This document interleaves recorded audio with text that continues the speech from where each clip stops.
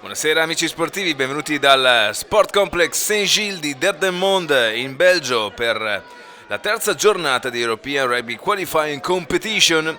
E andiamo già in rimessa laterale con Cicchinelli, quindi la nostra volontà è quella di sfidare l'avversario in terra belga, di portare a casa il risultato più grosso possibile. Avanziamo con il nostro drive, riusciamo a disassare la difesa del Dendermonde, vediamo, ci prova ancora Pippo Cadorini.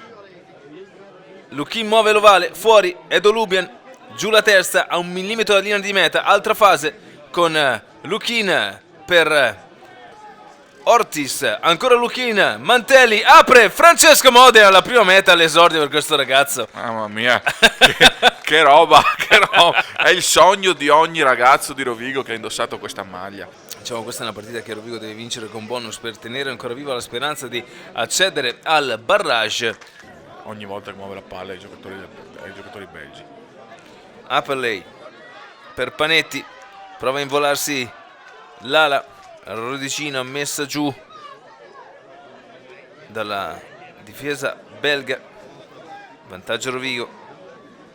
Mantelli, due schiene, si va, si muove, Bobo sull'Audi destra, prova a debordare, Arrigo, vediamo se riesce in qualche maniera ad andare in meta. Ancora l'azione del siciliano, Lukin dentro per Cicchinelli. Eccola qua. Sì, c'è la meta del Rovigo.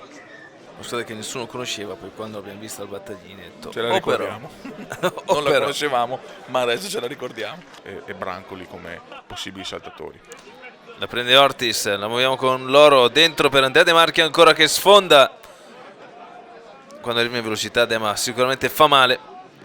Cambio verso, incrocio, o meglio loop, muoviamo la palla con Panetti. Sì, loro erano in fuorigioco sul riutilizzo di Loro dopo la penetrazione di De Marchi, quindi stiamo giocando sotto vantaggio. Dentro per Edo Lubian, ottima linea per Edo Lubian che va a toccare. Ma torniamo sul punto del fallo.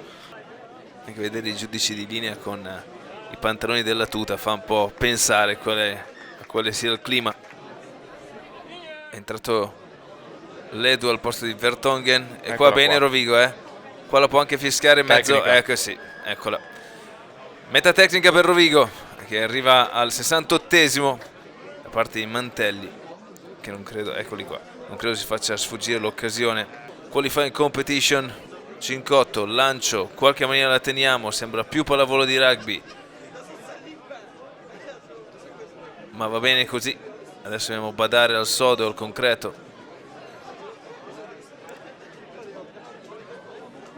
Dentro il 22 la corsa di Brancoli, cambio di fronte, ancora lì, andiamo con Biffi, bravo Biffi, bravo, e questa è meta, ottima l'azione di Biffi che va a riprendersi quello che gli era stato tolto prima con la meta che gli era stata annullata. Di certo le notizie che arrivano da Mogliano non sono molto confortanti per Rovigo, perché Mogliano sta battendo con bonus Calvisano in una fittissima nebbia, lontani dalla meta rodegina.